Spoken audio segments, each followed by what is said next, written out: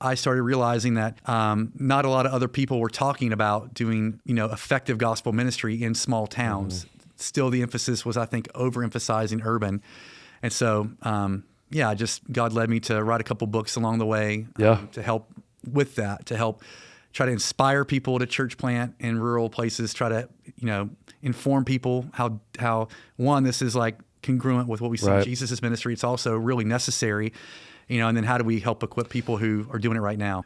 We approach, everything we do, like we're just going to swing for the fences because we are convinced these people need Jesus as much as people anywhere in the whole world. This is Breaking Barriers, where we help pastors and churches grow so that they can go.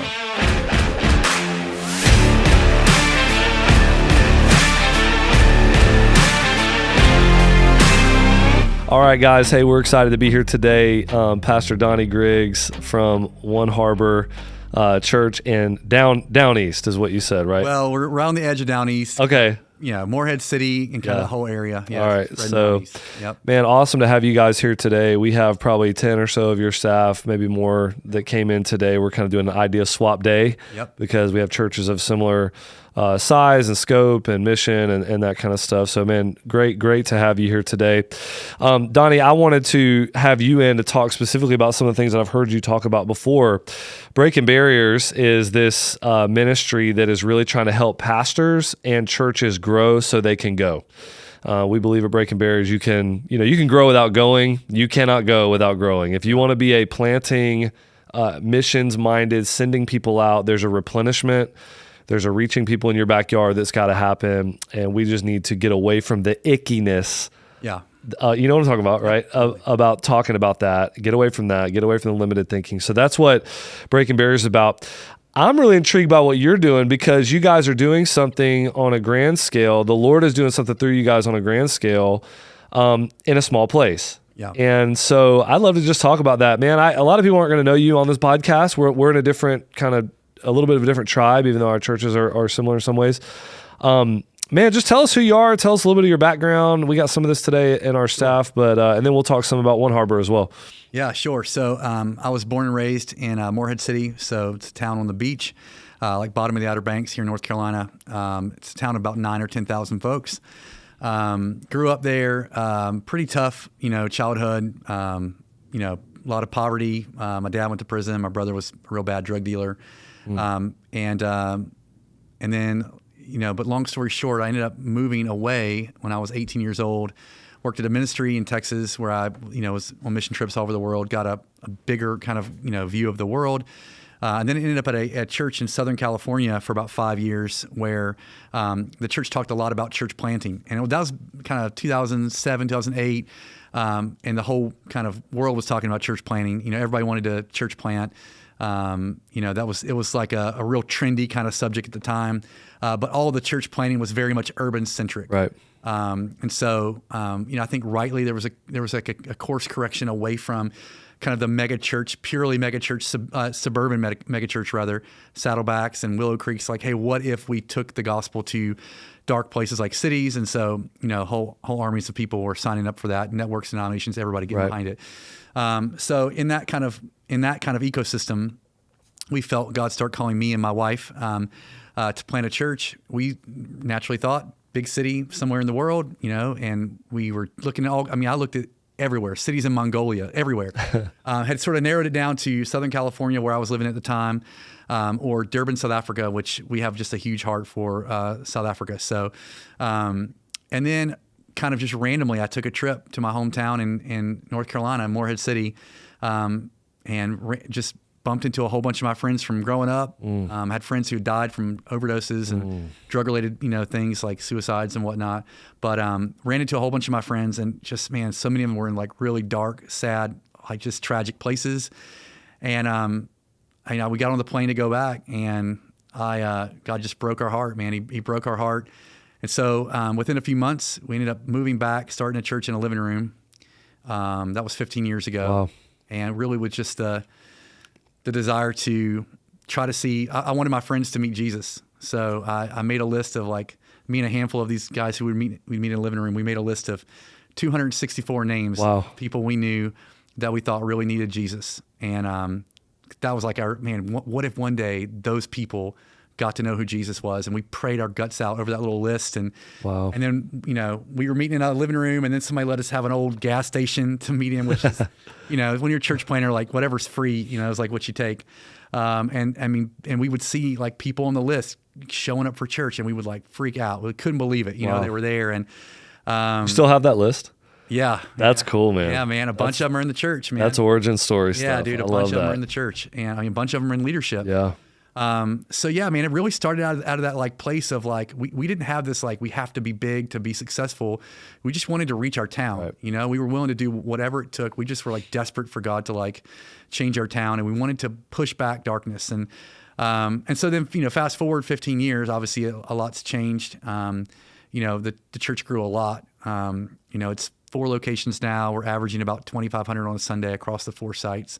And they're mostly in smaller places, and we've got a dream. Our hope is to kind of fill East North Carolina with the gospel. And so we'd love to plant 15 churches all across East North Carolina. And so we've got this kind of big picture thing that we're really dreaming for, really, thankful for the influence we've had. But along the way, I started realizing that not a lot of other people were talking about doing, effective gospel ministry in small towns. Still, the emphasis was, I think, overemphasizing urban. And so, God led me to write a couple books along the way to help with that, to help try to inspire people to church plant in rural places, try to, inform people how one, this is like congruent with what we see in Jesus' ministry. It's also really necessary. And then how do we help equip people who are doing it right now? So, I love so much of y'all's story. I love origin stories with church planning and all that stuff in any event. Y'all's is cool because, you were in this kind of movement. And I really resonate with it because I was right there with you. 2007, 8, 9. I was right in the midst of all the conferences and, Acts 29, and everything was Keller, everything's city. I remember very specifically being discouraged because I felt that I wanted to plant a church, and I felt like we had maybe the opportunity to do that coming from an incredible church like we did, the Summit Church. But that time was mega urban or bust. Yeah. If it wasn't Boston, don't even worry about it. And I was like, man, me and my wife are not Boston people. I grew up on a dirt road in North Florida.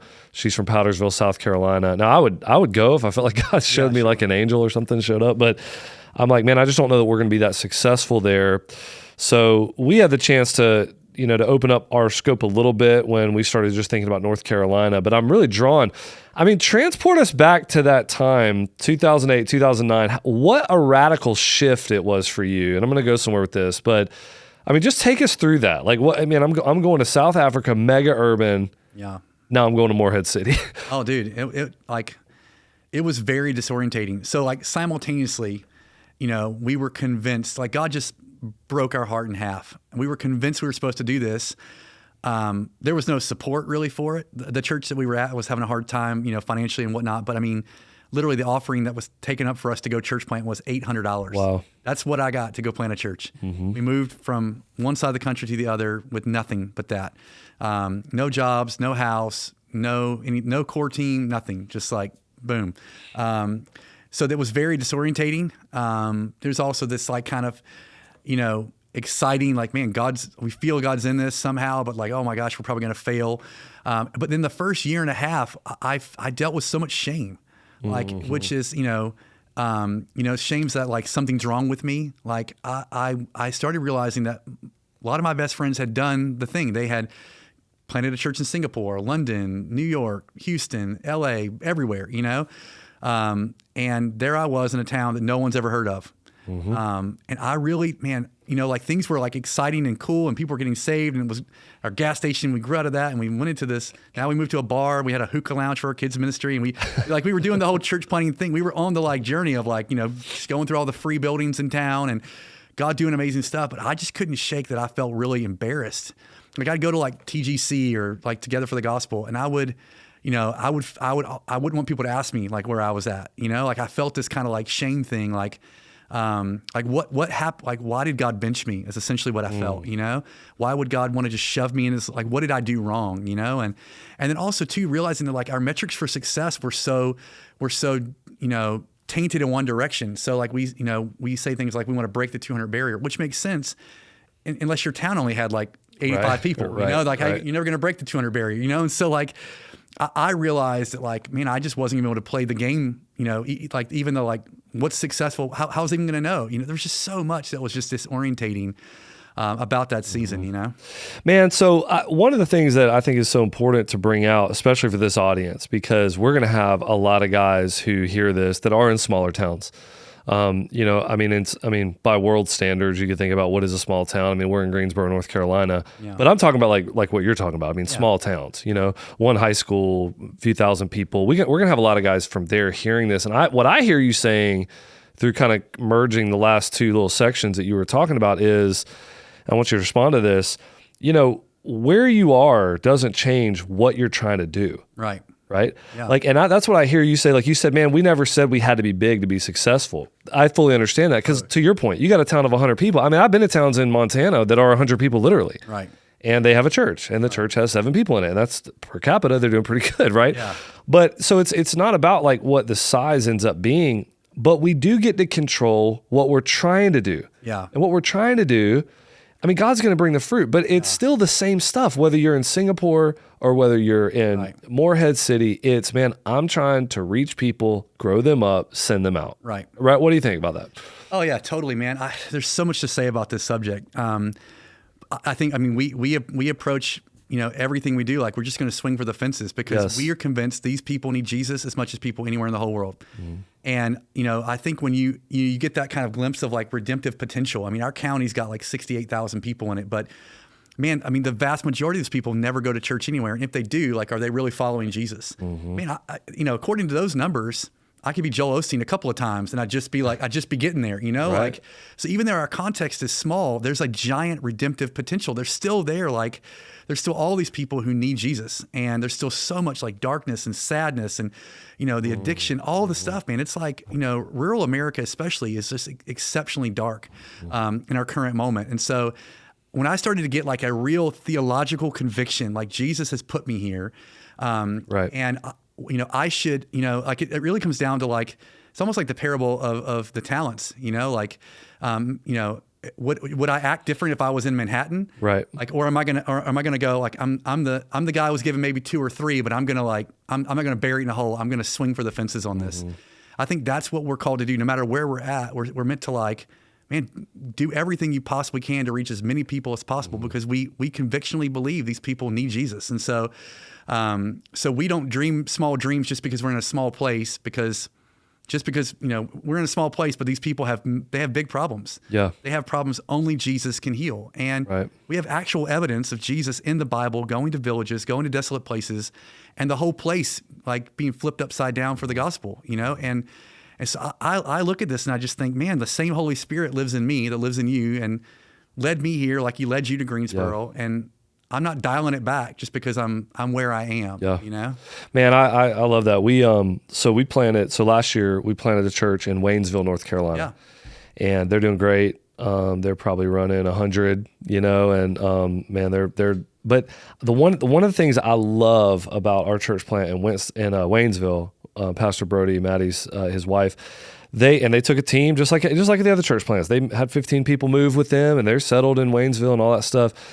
Is again, like where they're going doesn't change what they're trying to do. It's like, Brody, do you have a vision frame? Yes. Yeah. What are your huge, audacious, don't even want to say them out loud goals? Do you have that? Yes. Yeah.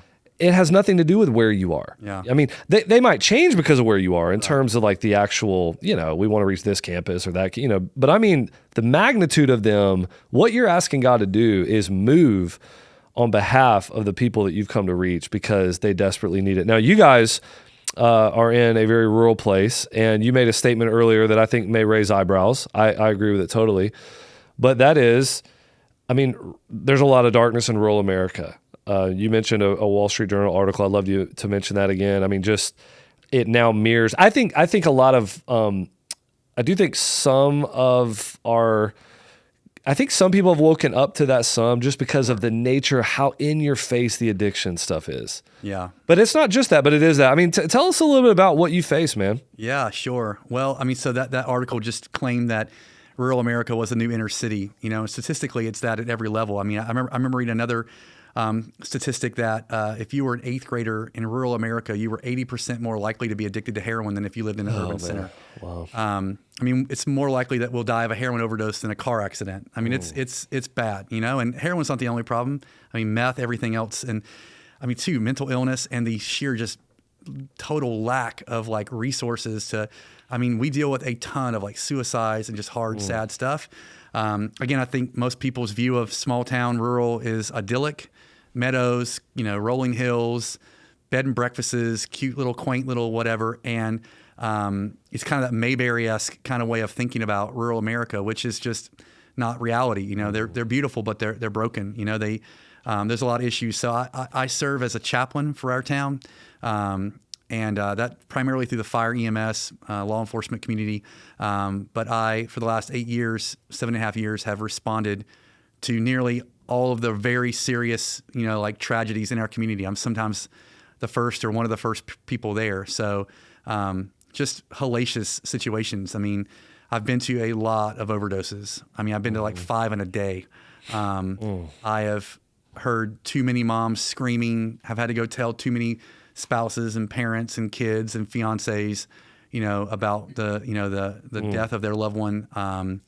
You know, I've been to a lot of suicides, and I mean, some of those were friends, you know, because of the smallness of the town and the size of the church. I mean, I end up knowing, you know, quite a few of the people who we end up responding to, and I'm always amazed at how many really hard, sad things happen in such small places. You know, I think, it's a really sad, interesting thing, but you know, with that, there's been a ton of gospel opportunity. Right. You know, we've helped dozens and dozens of people get to rehab. We've been able to kind of create a different narrative with like the gospel does that if you just stay around long enough and trust God. You know, the gospel can change culture, and we're seeing that 15 years in. I mean, you know, the narrative is kind of like, you know, if you're with drugs, it's like you're going to end up in jail or you're going to end up dead, and we just along the way proposed the question, was there not another option? Like, what if Jesus snatches you up and like rescues you? And so, you know, we've been able to, and we have hundreds of people who are in addiction recovery coming to our church, and we've been able to step in really powerful ways with, like, you know, to stop human trafficking. And there's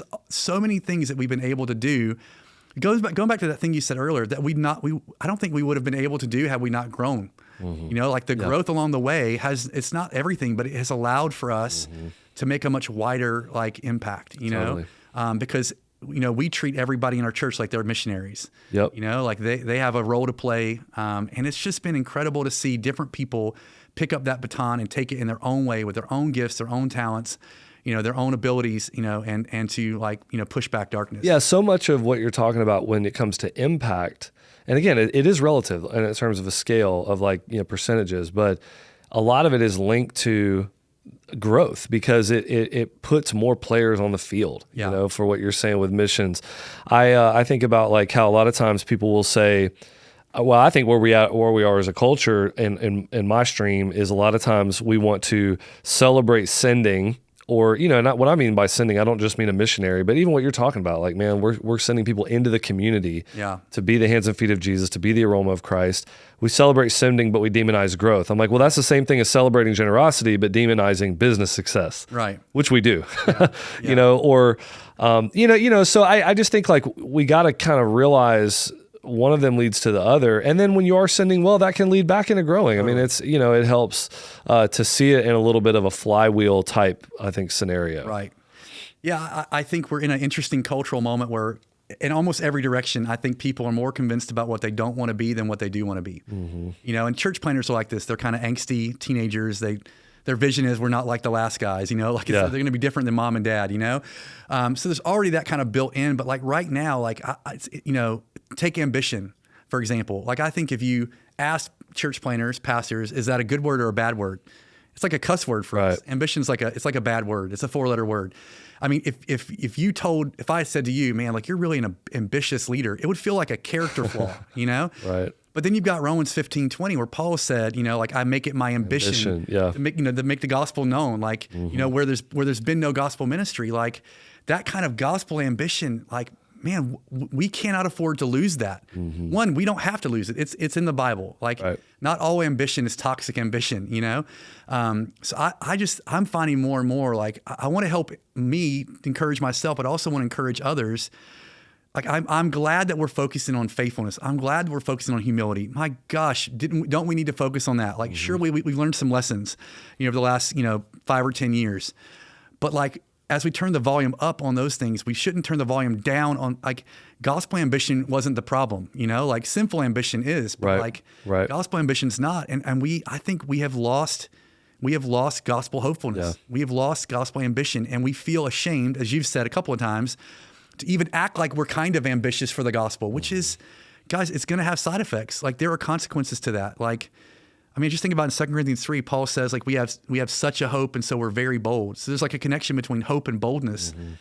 You turn down the volume on hope, you're going to lose boldness. Like, and we need boldness, like, in our cultural moments. There's so many implications. I mean, even raising up more leaders, they're not going to rally if there's no, like, real clarion call. Like, man, like, we want to take the gospel, like, that we're missing that, and I think it's to our detriment. We need it back. Man, I totally affirm what you're saying, and I think it's just really right, man. And I don't know, I hope our podcast is one small step in that direction, and then it's people that get excited about that and realize, like, man, the answer. Okay, we all could have propensity for pride and growth. Everybody could. Yeah. We probably all do, I should maybe say, right? Totally. But the answer to that can't be just, well, I'm going to take my ball and go home, because the mission is too urgent. Too big. And so we have to just keep wrestling, we have to keep confessing and keep wrestling and keep that before others. So I think that's just really important. So I want to do a few things here. I would love to, I've kind of buried the lead, all right, on this. So we're 20 minutes in here, and now I'm really getting to the question that I really wanted to ask you. Because I think it's so at the heart of breaking barriers. And then I'd love to just pepper you with a bunch of practical stuff from y'all's church. Okay. Sure. So there might be different churches that don't know y'all, or how are you doing ministry, that kind of stuff. All right. And we'll close like that. So the question that I want to get across is, I'll set it up like this. I have heard so many times people say, well, what you're talking about doing just doesn't work in our context, or even worse than that. This is really worse. God won't do that here. That's not that. He doesn't work like that here. Yeah. A lot of times the way it comes up is, man, we're in I'm in a city, a northeastern city, and so we don't think preaching can reach anybody, or something like that. Or there's a million ways that can flesh out. Yeah. I take you guys to be, and I've met your team today, to have a very deep belief in, man, it's a small town, but God can do whatever he wants to do. Totally. The last thing I'm going to do is put a cap on what he can do. Yeah. And the last thing I'm going to do is just declare that this won't work or that won't work. Like, we're going to keep knocking on doors and see what God is going to do here. So I don't know if you just mind responding to that, like getting away from that limited belief. We got so many people listening right now that are going to come from places that are broken, small town, or maybe they're in a northeastern, man, that's not the South. I mean, you hear this stuff all the time, and it's just a layering of limits. Yeah. How do you get away from that? Yeah, man. So I think we've experienced it, just to identify with that. We've experienced it for sure. That's not going to, I remember early on, I was trying to get our core group of guys who were gathering to get a heart for some kind of small group, community group, whatever, like discipleship. Like, we can't just do Sunday morning, which is, tends to be a thing in the South, just go to church on Sunday morning. And so, but they could not get a vision for it. It's not going to work here. I heard that over and over again. It's not going to work here. It's not going to work here. And I forced the issue. And I mean, now looking back, so now we have, I think there's 80 community groups, like 1,200 people in community groups across the 4 sites. Like, I think it worked here, and so that's an example. I mean, there's so many examples. Like multi-site, that's not going to work here. Oh yeah, I get it. Maybe it's not going to work like it would work in like Seattle, but but like it might still work here. And so I think a big thing I try to help. Well, one, we've lived this, and two, I try to help guys think about is, instead of thinking about copy paste, I think most people's aversion is, that's not going to work here. It's like, it won't work here like that. Okay, well, there's another option, reformat, you know? And so what if like you took, instead of being so quick to dismiss what may or may not work here, like, which is pretty arrogant actually, to say like, we're sure God won't do this. Exactly. God does lots of things, instead of being so quick / maybe arrogant to dismiss things, maybe to say, hey, how could this work here? You know, could this work here? What would be a good way to start, to explore this, to try this, to see if there's a possibility to this working here, I think if you do that, you end up being pretty amazed at what actually can work. And so, it's super helpful, man.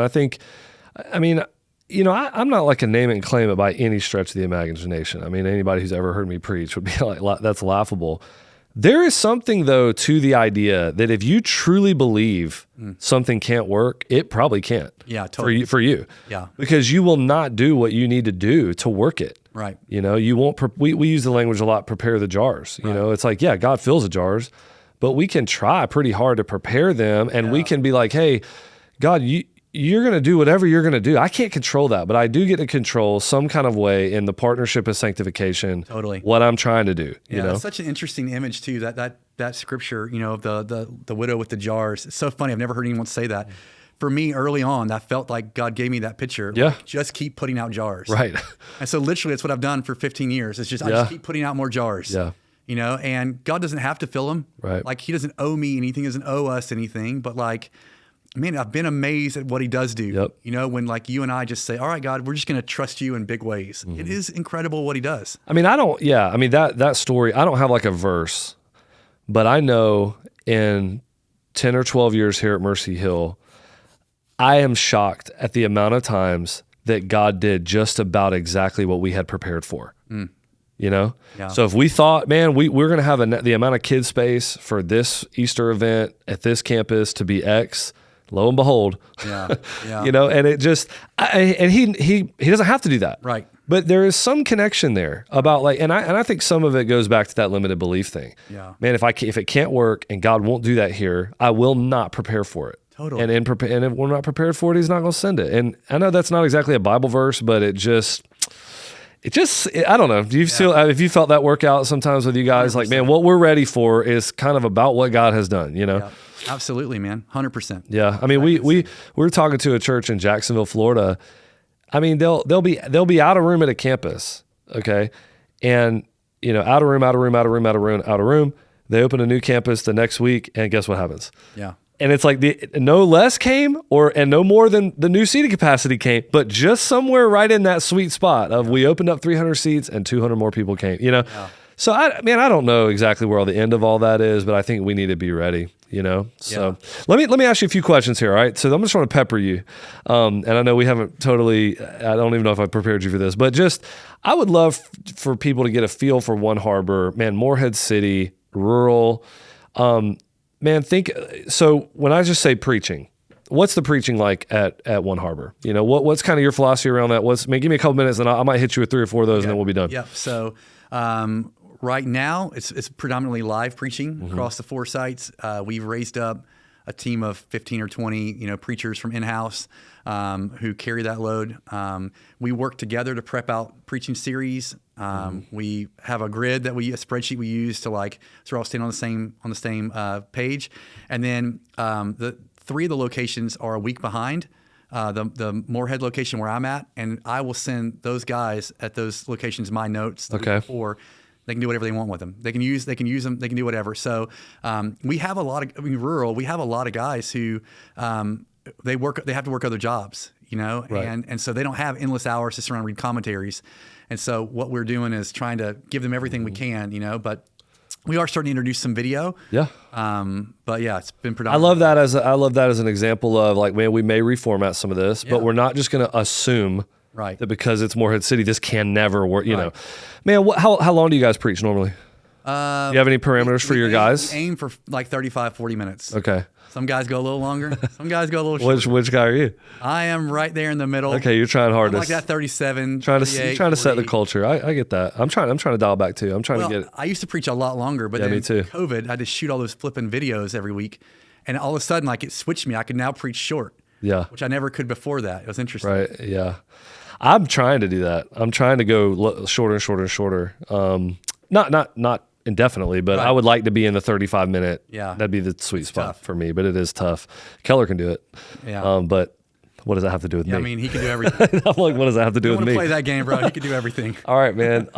Okay, great. So, man, you guys, I heard you today. I mean, gospel centrality. Yeah. You're facing a world of workspace righteousness. Yeah. So, how are you counteracting that in the sermon? Yeah. Oh my gosh. Treat every Sunday like Easter. That's what I do. Every Sunday like Easter. I also have we do communion at the end of every service, and I call it the communion test. Like if I land that sermon and it doesn't feel like the right response here is communion, it's not communion's fault, it's the sermon's fault. Wow. Like I've got to and you just can't assume that people know the gospel just because there's church buildings or because they've been to those church buildings. Yeah. I mean, we had somebody come up to us and say, they asked me, did you say that God loved me just because he loved me? And I was like, yeah. I mean, I'm not the first one to say that, by the way. It's pretty straightforward, And they burst out into tears and said, I've been to church every Sunday and every Wednesday night for 37 years, and no one's ever told me that. Wow. So Carson's thing, if you guys are familiar with Don Carson, one generation believes the gospel, one generation assumes the gospel, and the next generation denies the gospel. We're in that denying, assuming, period right now within rural America, kind of Christian culture. And so we're having to pretend that nobody knows the gospel. We're having to go right back to every week. I feel like I have to explain it implicitly every single Sunday. Man, so switch topics. That's really good. Switch topics. So Sunday, you mentioned, man, we introduced discipleship groups. I think you probably agree with this. Discipleship is more than Sunday, but it's not less. Right. Right. To me, evangelism and discipleship are so, they're happening in the preaching event. You circles and rows, right? Yep. You need circles, but you need rows. Right. We say word taught, life caught at Mercy Hill. So it's if you don't have the word taught, it's hard to catch the life examples, right? So I know you guys are big on the weekend in terms of really putting a lot of time in that. What is the group structure like? What are you guys semester based? Is it all year? How do you? Just whatever you want to say about that. The community groups, which is the largest kind of conglomeration of groups, there's 3 10-week terms. One in the winter, one in the spring, one in the fall. We take summer off largely because of context. Our town is make hay when the sun shines. That's when everybody makes money. Is in the winter, is in the summertime. And so we just found it was really cruel for these people who are this is when they're trying to make their money to live on, to make them also lead groups and go to groups and all the rest. So we foster a lot of other opportunities for community through the summer, through the breaks. And then there's a lot of specialty groups that are starting up. And so that's a new kind of thing for us. We're okay, it's been happening for several years, but everything from we host things for loved ones of addicts or folks in addiction or theological training, or there's so many marriage stuff, whatever. There's so many grief, share, all these things. So that's a new one for us in the scale that it's turning into. Are your let's just call them your core, your base groups? Are they sermon based? Yeah, they are right now. Yeah. Okay. Are you thinking about moving away from that? The conversation's always on the table. Okay. Yeah, it really is. How long have y'all been doing sermon based? Largely for the last 14 years. Okay, so y'all started that way. But there's been seasons where we stepped away from it, and guys, we want to all work through one kind of discipleship curriculum or something like that. Right. So. Mm-hmm. Yeah, man, I know you specifically have a big heart for the world, nations. We talked about some of that. Man, how's your church engaged with that? How are y'all sending people? I think there could be another limiting. Well, people from Moorhead, what county is that? Yeah, Carter County. People from Carter County aren't moving to Africa. That's just a limiting belief. Yeah, it's totally. If you start there, you're right. But if you start with God can do anything, so what have you guys seen, or what are you trying to see in that regard? Yeah, so our church partners as a whole, with a lot of church plants around the world through the network we're part of, but through even beyond that, and so we've done that forever. I go a lot. And so that helps to normalize it, puts it in front of people, because whenever I'm somewhere, I'll shoot a video that gets played on the Sunday morning. Hey guys, here's where I'm at here. Pray for us this morning. So there's that. We also do, we also have a prayer kind of segment in the Sunday service, like an intercessory prayer segment. It's quick, like a 60 seconds of prayer kind of thing. And we'll oftentimes play a video from a church plant somewhere around the world. We'll say, hey, we're going to pray into that, or we're going to pray for the persecuted church this morning. We're going to pray, whatever. Yeah. We're constantly putting it in front of people, which I don't think a lot of churches do. Mm-hmm. We put it in front of people a lot. We want to normalize thinking about it, talking about it, and then we've also seen people go, which I think is really incredible. We had this incredible single lady in our church who we do a lot of work with churches in the Middle East, and this single lady ended up moving last year. She relocated to northern Iraq and Kurdistan. Wow. And she's working with this organization that we work with that's planting churches all over the Middle East. And so she got saved, and like a year later, she's living in the Middle East. Wow. You know, so Love that. It happens, man. It just, but again, it's like if you don't talk about it, think about it, put it out there, trust God for it, it probably won't happen. That's right. You know, there's something about that. Yeah, you're preparing the jars, man. I'm going to let people know. I'm believing God's going to do it. He's going to do whatever he's going to do. I can't manipulate God, but I can make sure that on my end, we've tried as hard, done the things that we can do. I was with we have another church plant in Tampa, and, they were here for years. I mean, we raised up and moved down. It was awesome. We probably saw 5 of our families. They moved in 2019, so probably 5 of those families are still there, and they were just core families at Mercy Hill. But I was talking to their lead pastor, and they pray for a people group every time they gather for small group. Yeah. And I was just like, dude, this is really good. And we need to, I think for Mercy Hill, we need to do some things in that regard. So I'm excited for that. Donnie, man, really pumped that you came in today. Hey, how can people connect with you? The small town stuff or just follow you, or how can they connect with you? Yeah. So, I'm on Twitter. I'm on Facebook, and is it just your name or what? Yeah. The Twitter is Carolina Don. The Carolina Don. Let me just tell you, I didn't think anyone was ever going to follow me on Twitter, so I just started this thing like it's, no one in my town's on Twitter. You're the boss, bro. Yeah, bro, I'm the Don. So anyway, so I'm on there. There's a lot of small town content on there. Good. And links to stuff on that. So if they want to, get information on that, they can. If they want to find out more about the church, it's oneharborchurch.com. They can check that out. And then what's your book? The one that's kind of the small town one. Yeah, there's 2 a of lot them. of people know about. Yeah, so the first one I wrote was Small Town Jesus. Yeah. You can get that on Amazon. And then the last one I just wrote last year, I wrote it actually with another buddy of mine, Ronnie Martin. It's called Pastoring Small Towns. Okay. And they're both on Amazon. And actually the Pastoring Small Towns one is on Audible as well. Oh, great, man. That's awesome. Well, dude, hey, thanks a lot. It was really great having you. Yeah, man. Thanks, buddy.